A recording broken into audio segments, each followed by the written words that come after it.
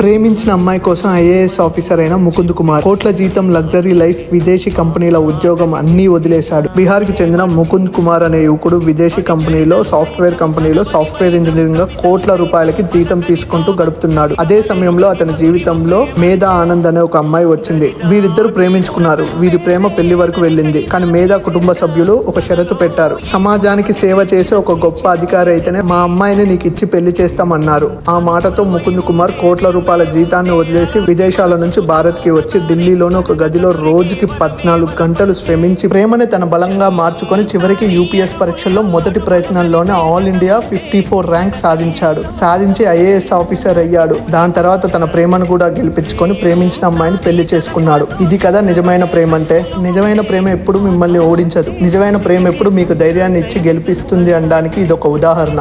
ముకుంద్ కుమార్ ప్రేమ గురించి మీరేమనుకుంటున్నారో ఒక కామెంట్ చేయండి. ఈ వీడియో కనుక మీకు నచ్చినట్టయితే ప్లీజ్ లైక్, షేర్, సబ్స్క్రైబ్ చేయండి.